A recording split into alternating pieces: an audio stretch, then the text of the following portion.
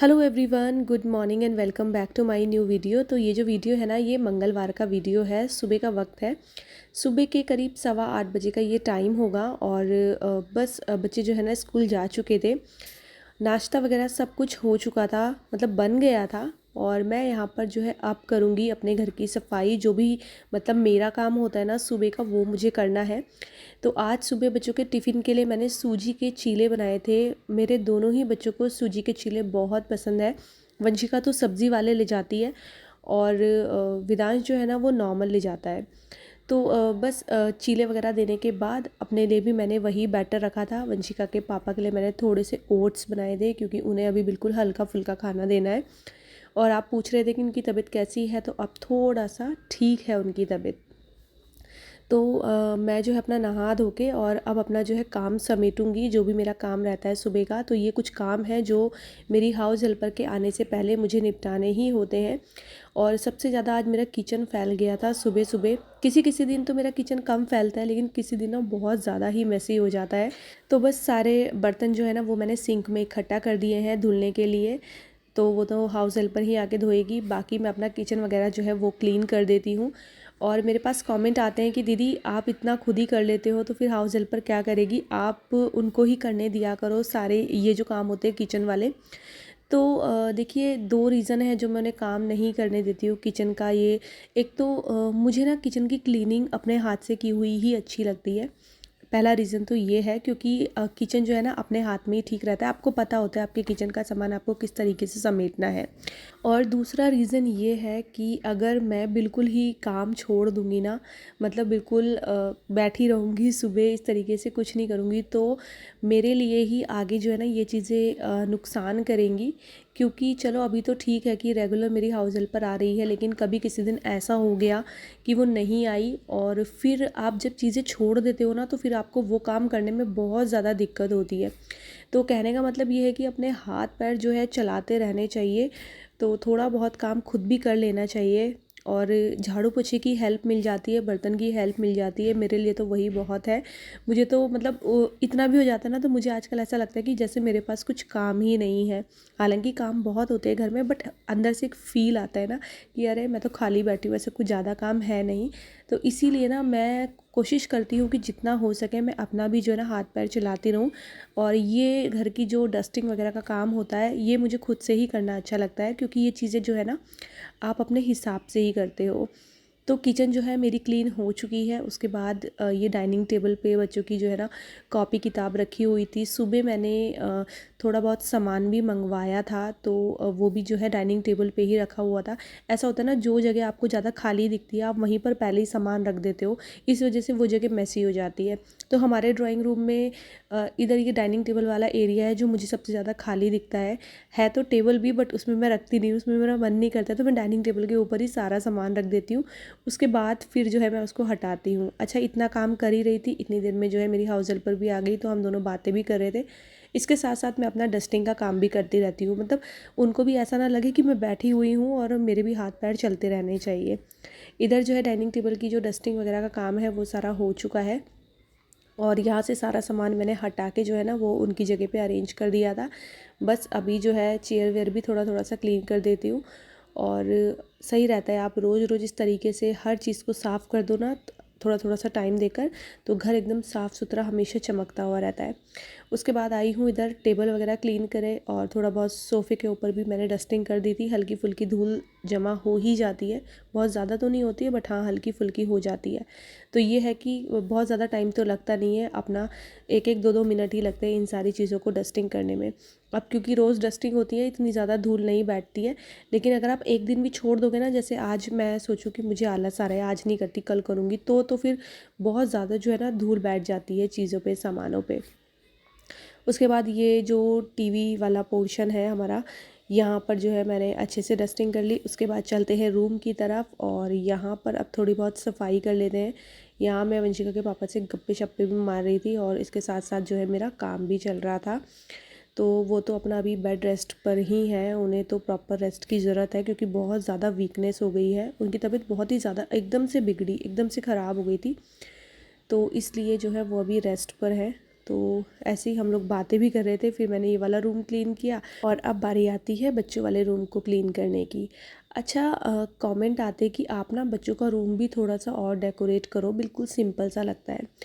तो देखिए, पता है बहुत ज़्यादा चीज़ें ना मुझे अच्छी नहीं लगती है रूम पे अलग अलग तरीके की चीज़ें लगाना। अब एक तो रीज़न ये भी है, दूसरा ये है कि वंशिका खुद से बोलती है कि मेरे रूम को ना ये पिंक विंक करने की ज़रूरत नहीं है, जैसा है ना वैसे ही मुझे अच्छा लगता है। और जो वेदांश का रूम है वो जो हमारा मंदिर वाला रूम है ना, वो है वेदांश के लिए रूम। तो वहाँ पर भी हम लोग सेटअप करेंगे अभी वेदांश का, क्योंकि वेदांश अब बोलने लगा है कि मम्मा मेरा जो सेटअप है ना वो मंदिर वाले रूम पे कर दो। तो आगे आगे करेंगे, लेकिन वो भी बोलते हैं कि यहाँ पर भी कुछ छेड़ाखानी करने की ज़रूरत नहीं है, ये जैसा है ना वैसे ही रहने देना। बस यहाँ से ना दीदी का सामान हटा देना, मतलब उसको ये लगता है कि मेरा रूम है ना तो प्रॉपर मेरा ही रहे, वंशिका का कोई सामान ना हो। बाकी मेरे बच्चों को ऐसा कोई शौक़ नहीं है कि उनके रूम पे कुछ, जैसे होता है बच्चों का कि लड़कों कहते हैं ब्लू कलर का रूम होना चाहिए, इस तरीके से डेकोरेट होना चाहिए, ऐसा कुछ भी नहीं है। सिंपल सोबर उनको भी पसंद है और हमको भी ऐसे ही पसंद है।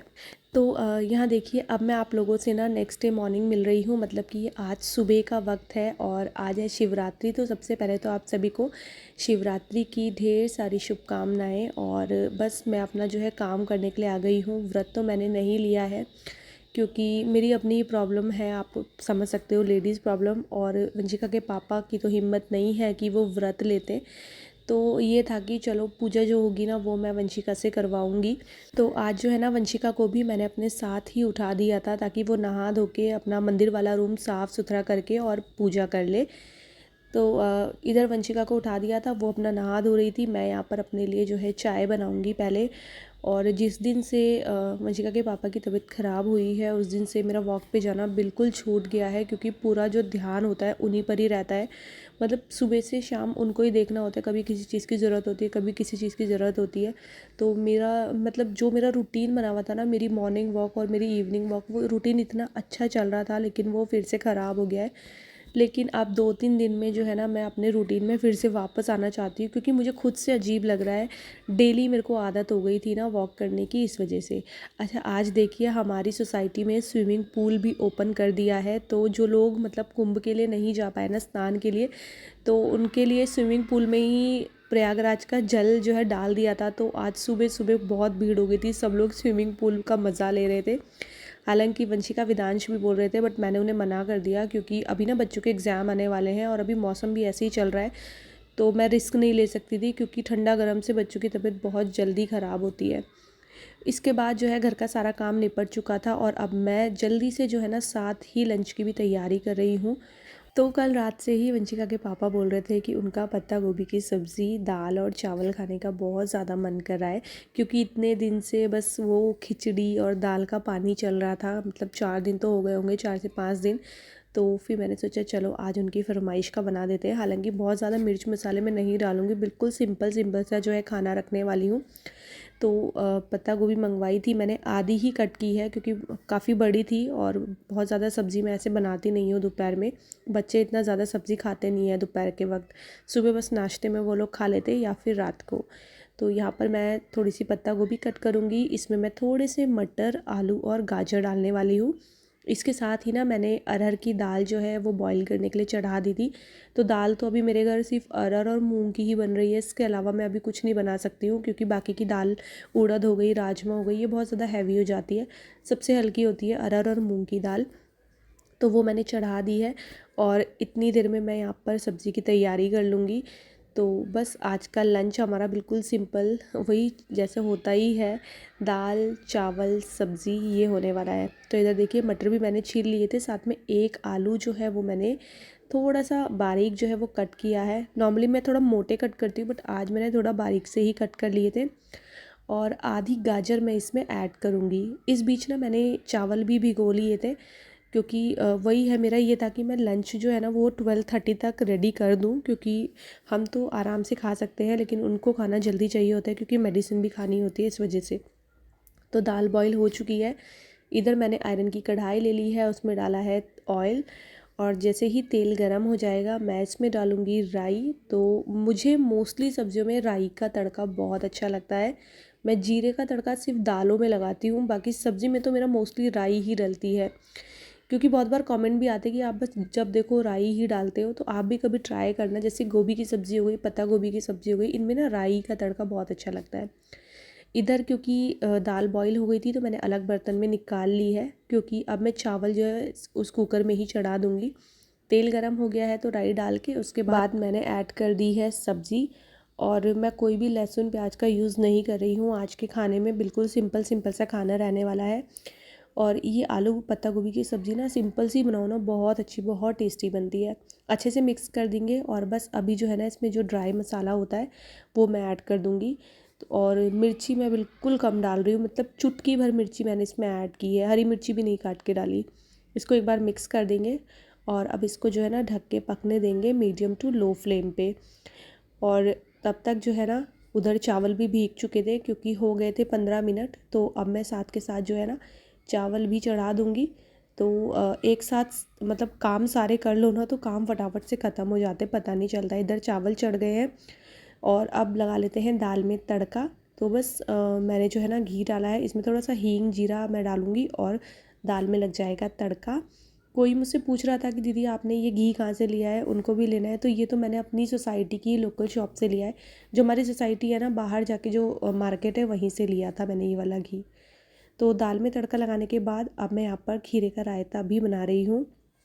तो दही वैसे भी पेट के लिए अच्छी होती है ना, और खीरा भी अच्छा होता है। तो दही को अच्छे से मिक्स करके और उसमें मैंने आधा खीरा ग्रेट करके डाल दिया है। साथ में मैं इसमें डालूँगी काला नमक। और यहाँ पर रायता बनके तैयार है। और बस इसी के साथ जो है मैं अपने इस वाले वीडियो का भी एंड करूँगी। तो ये था छोटा सा वीडियो, आपको कैसा लगा ज़रूर बताइएगा। और वीडियो पसंद आएगा तो चैनल को सब्सक्राइब कीजिएगा, वीडियोज़ को लाइक और शेयर करना ना भूलिएगा। और ये है हमारी आज की सिंपल सी और टेस्टी सी लंच थाली।